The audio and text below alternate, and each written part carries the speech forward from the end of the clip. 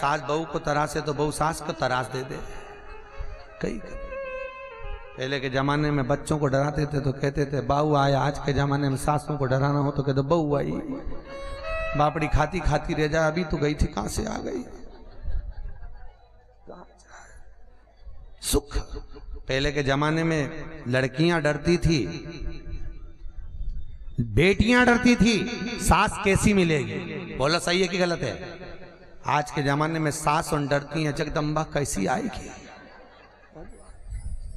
पहले तो और दो चार थे तो कम से कम एक आध तो अच्छी आ जाती थी, पर आज के जमाने ले देखे अब अभी ऐसी आ जाए चंद्र घंटा की तरह, दिन भर मंदिर में घंटा ही बजाती रहे। कभी सास से सिर भिड़ाए, कभी बहू से, कभी ससुर से, कभी सास से, कभी किसी से, कभी किसी से। भगवान भी लगे। क्यों कल टेबल पे कौन पूछ रही थी? टेबल पे एक माता पूछ रही थी, गुरुजी पहले का जमाना में दशरथ जी के समय पे एक गुस्सा करने के लिए कमरा होता था। कौन सा कमरा? कोप भवन। आज का जमाना में नहीं बनाए कहीं। हमने कहा बनाने की जरूरत ही नहीं, पूरा घर ही कोप भवन कहीं बनाए, पूरा घर ही कोप भवन। एक उनंग बैठी मुंडा फुला के, एक उनंग बैठी, एक उधर बैठा, चारों तरफ ही छोरा छोरी उनको जरा सा डांट दो तो छोरा छोरी बैठ जाए, उनसे रिमोट छीन लो टीवी का तो ही कोप भवन।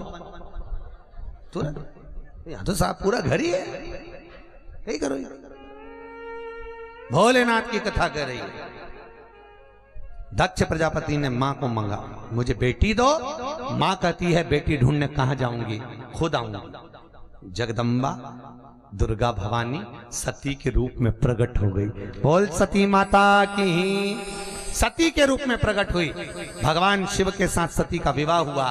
विवाह होने के बाद भगवान शंकर सती को लेकर सीधे कुंभज ऋषि की यहाँ, अगस्त ऋषि की यहाँ कथा सुनने गए। इससे बढ़िया परिवार और क्या होगा कि भगवान शंकर सती को लेके कथा सुनने के लिए गए। कितना सुख। अब इनको कौन समझाए कि कथा क्या कह रही है। शादी के बाद शंकर सती को लेके कथा सुनने गए थे। आज के जमाने में शादी के बाद वे पत्नी को लेके गोवा जाए घूमने। शिव कथा सुनने के लिए गए सती को लेके। क्यों? सती अगर कथा सुनेगी, गर्भ में अगर संतान रहेगी, कथा के रस तत्व को ग्रहण कर कर बच्चा अगर जन्म लेगा तो वो भी संस्कारवान पैदा होगा। संस्कारवान।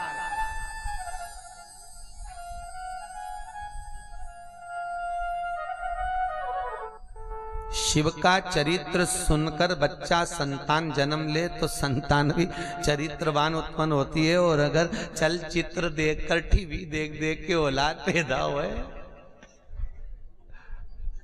तो हो गया कल्याण। शिव कथा सती को लेकर पहुंचे।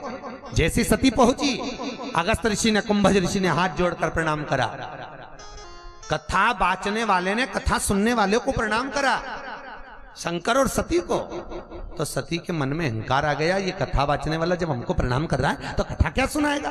कथा बाचने वाला कथा सुनने वाले को प्रणाम इसलिए करता है क्योंकि कथा बाचने वाला बड़ा नहीं होता, कथा सुनने वाला बड़ा होता। बड़ा कौन है? कथा सुनने वाला। बाचने वाला तो आया है तो 3 घंटे बाचेगा, पर सुनने वाला तो बेचारा घर परिवार कुटुंब कबीला छोड़ के 3 घंटा कथा में बैठा। और वैसे भी कथा सुनने वाला बड़ा इसलिए होता है क्योंकि कथा सुनने वाला जमीन पे बैठता है। जो जमीन पे बैठे वो जमींदार। तुम सब कौन? जमींदार। तो जमींदार की मर्जी। जमींदार तो बैठा नहीं तो कभी पांव पसार ले, कभी कुछ भी कर ले, पानी भी पी ले। जमींदार कहीं कहीं का जमींदार तो बैठा उठ के चले जाए, वापिस आ जाए। जमींदार इतना होशियार, कहीं कहीं का तो जेब में से निकाल के मल भी ले। ये तो जमींदार। और जैसी बजाना है तो फटकी भी दे ले, और जैसी महाराज जी बोले हार हार, वो तो जमींदार। तो जमींदार तो कुछ भी कर सके, पर दिक्कत तो बेचारा चौकीदार की। आप जमींदार और जो कथा बाचने बैठे वो 4 पाई की चौकी पे बैठे बेचारा तो चौकीदार।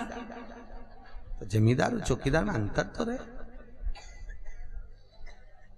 बहुत अंतर। बैठा वो तो बेचारा 3 घंटा की ड्यूटी नहीं हो जाए तो कहाँ का चौकीदार उठी जाए? बोलो कोई उठे नहीं। महाराज शिव कथा कर रहे, कुंभज बाबा ने प्रणाम करा, सती शिव को आप कथा सुनने के लिए आए हो, इससे बढ़कर सुख। हमने आपको कथा में कहा था, कल कहा था, आप बड़े किस्मत वाले हो, आप बड़े भाग्यशाली हो, आप बड़े सौभाग्यशाली हो साहब, जो 84 महादेव की यात्रा में पधारे हो और शंकर की कथा सुनने पधारे हो। घर जाके नजर उतरवाना, देवताओं की नजर लग जाती है कि तब पुण्य कमा रही है। इतना पुण्य है साहब। आप जो सत्कर्म कर रहे हो तो अपने पूर्वजों की पीठ भी देवता थपथपाते हैं कि देख तेरे परिवार के लोग सत्कर्म कर रहे हैं। सत्कर्म।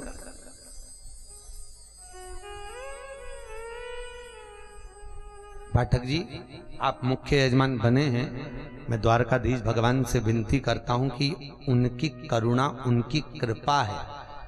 कथा आप नहीं करा रहे, स्वयं द्वारकाधीश जजमान बनकर कथा कर तत्व ग्रहण करा रहे हैं। हम तो यह कहें गोपाल जी, स्वयं करा वो रहा है, कर वो रहा है। हमारी सामर्थ्यता नहीं है कि हम कुछ कर सकते। आप तो 2 कदम नहीं चल सकती, तो भी तो इतना चल रही हो कि नहीं चल रही। घर में तो पाँव नहीं निकाले बाहर, बिना चप्पल के रहे ही नहीं। रसोई घर में भी चप्पल पहन के जाए तो, पर यहां भी चल रही कि नहीं चल रही। भूखे प्यासे जो बन जाए वैसा आनंद लेते हुए अलमस्त होकर जा रहे, अलमस्त होकर। और जो मिल गया प्रेम से पा लिया, जैसा मिल गया चल लिए। कई बार रिक्शा वाला उन भी परीक्षा लेते हैं, छोड़ा था यहाँ मंदिर था वहां के वहां तक छोड़ दे भैया, नहीं छोड़ जा, अब चले जा। भगवान कह रहे हैं थोड़ा कदम कदम चलती जा, मेरी नगरी में आई है। और ये नगरी कोई साधारण नहीं महाराज, स्वयं भगवान शंकर की पावन धरा, जहां पर पूरे विश्व में एक ही जगह है जहां भगवान शिव अपनी बहन प्रिया के साथ में विराजमान है साहब। यहां सुख है, परिवार को कृपालु है, दया का सागर है महाराज। सती माता का चित्त कथा में नहीं लगा, आ गई वापिस। चले रास्ते में राम जी का दर्शन हुआ। कथा का बहुत असर तत्व है महाराज। कोई कह रहे थे गुरु जी 84 महादेव महादेव रख देना था तो कथा नहीं रखना था, कथा रखना थी तो 84 महादेव नहीं रखना था, थोड़ा आराम हो जाता। पर ध्यान दो, ये कथा का ही रस तत्व है जो हमको 84 महादेव का दर्शन मिल रहा है। आप में से कई लोग तो ऐसे हैं जिनको यही नहीं मालूम होगा कि 84 महादेव होते थे। आपने कहीं कथा सुनी टीवी वगैरह पर, तब जाकर आपके मन में भाव उत्पन्न हुआ। कथा ही तो है जो भगवान तक लेकर जा रही है। आपने टीवी के माध्यम से 84 महादेव का चरित्र सुना, तब आपके मन में भाव आया कि अपन 84 महादेव करने चले। आपके मन में जो भाव आया, तो कथा ही तो होती है जो परमात्मा से मिलाती है। शंकर और सती ने कथा सुनी तो उनको राम मिले, तो शंकर भगवान ने प्रणाम करा। सती ने कहा किसको कर रहे हो? तो क्या ये मेरा इष्ट देव, जिनका मैं भजन करता हूं, जिनका मैं स्मरण करता हूं। हो ये इष्ट देव है जो रोते फिर रहे हैं, नैनों में आंसू भरा है, पत्नी खो गई उनकी और रो रहे हैं, और तुम के इष्ट देव?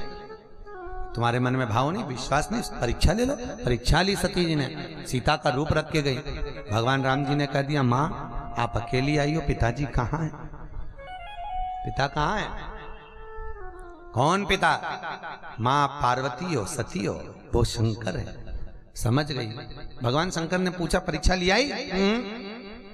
ली नहीं मैंने तो परीक्षा।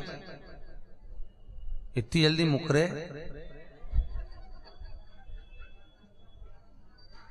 तूने मेरा मोबाइल छुआ था?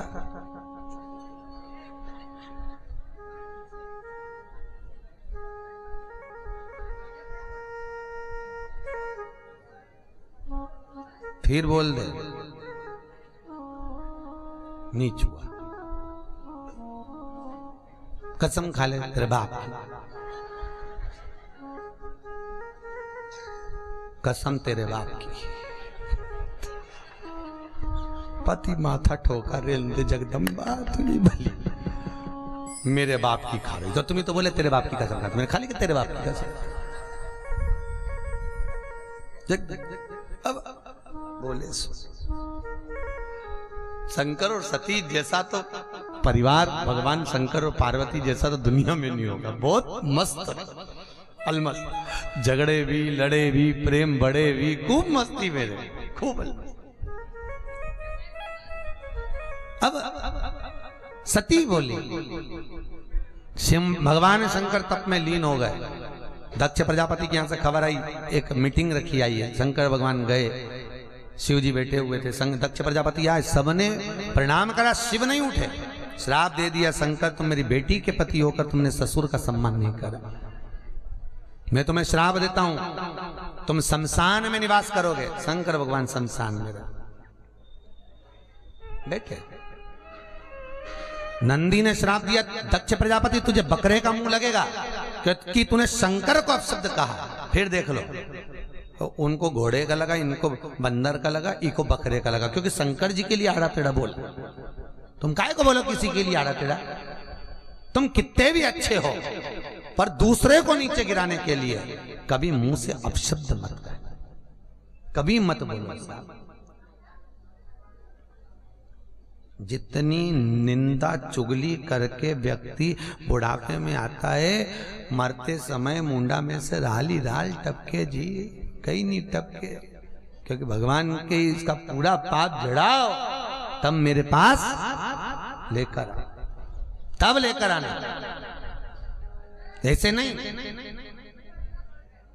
अब भगवान शिव की कथा कह रही है, दक्ष प्रजापति का बकरे का मुख लगे तो यज्ञ करा, सबको बुलाया, शिव को नहीं। सती मैया पहुंची, जाकर देखा सबका स्थान था, पति का नहीं। यज्ञ की अग्नि में सती माता कूदकर भस्म हो गई। शंकर भगवान को दुख इस बात का हुआ कि मेरी धर्म पत्नी होकर पति को जान नहीं सकती। धर्म पत्नी का फर्ज है, पति तुम्हारा बहुत विद्वान है, उसकी विद्वत्ता को जानो सा। पर कई करे, नागर जी महाराज का वो भजन याद आए कि हीरा को परखियो राम, कोई नहीं दे कौन परखे, उसकी परख बहुत कम। सती तू मुझे समझी नहीं, मेरी अर्धांगिनी होकर मेरे साथ रहने वाली सती तो कूदी भी तो काय में कूदी, काय में कूदी, यज्ञ की अग्नि में। अगर मर नहीं था, प्राण छोड़ना थे तो दूसरी अग्नि प्रकट कर लेती, पर यज्ञ की अग्नि में कूदी है तू। भगवान कहते हैं भोगना पड़ेगा, भले तू मेरी धर्म पत्नी क्यों ना। भगवान शंकर ने कहा सती तेरा अगला जन्म कोयल का होगा। काय का जन्म होगा? कोयल का। और मुक्ति पाना है, जब भगवान विष्णु का नरसिंह अवतार होगा, अधिक मास के महीने में होगा, एक अधिक कर तब 2 आषाढ़ पड़ेंगे, तब तू पूजन करेगी मेरी, और मेरी पूजन करने पर वो मास कोकिला अधिक मास कहलाएगा, तब जाकर इस योनि से छूटकर पार्वती की योनि में आएगी, तब आएगी। फिर वही वाली बात आ गई, समझ लो सती ने एक गलती करी थी, भोगना पड़ा। शास्त्र कहता है मत बुरे कर्म कर बंदे वरना पछताएगा, भगवान की आंखों से तू बच नहीं पाएगा, तू बच नहीं, भोगना पड़ेगा। फिर निवेदन है तुम चोर कर कमाओ, छीन कर कमाओ, झूठ बोल कर कमाओ, तुम्हारी कमाई का भोग पूरा परिवार करेगा, पर जिस तरह से तूने कमाया तेरे कर्म का भोग तुझे अकेले ही करना पड़ेगा, कोई दूसरा नहीं करेगा। ना पत्नी भोगेगी, ना बेटा भोगेगा, ना बेटियां भोगेंगी। जो तू छीन कर लाया, कपट कर कर लाया, बेईमानी कर कर लाया, 1 का 2 कर कर लाया, कैसे भी तूने छल कर कर कमाया, उसका भोग, तेरे कमाई का भोग तो परिवार कर लेगा। साड़ी भी लेंगे, कपड़े भी लेंगे, खाएंगे भी, मौज भी करेंगे, बिल्डिंग सब पर जाएगी, सारा भोग भोगेंगे।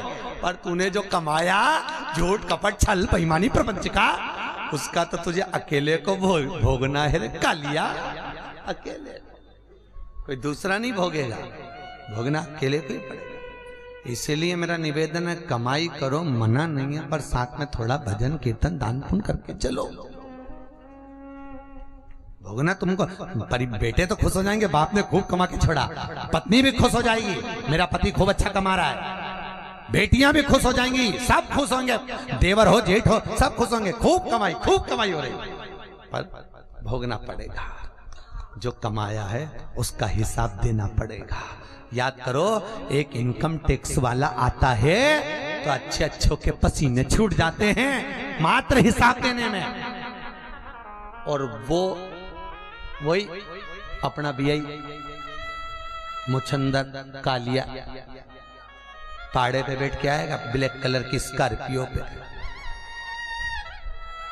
फाइल खोल के हिसाब मांगेगा, बचपन कहाँ गवाया, जवानी कहाँ गई, अधेड़ी कहाँ गई, बुढ़ापा कहाँ कमाया, कहाँ गवाया, बोरी लीला भाई कहाँ गवाई बोल।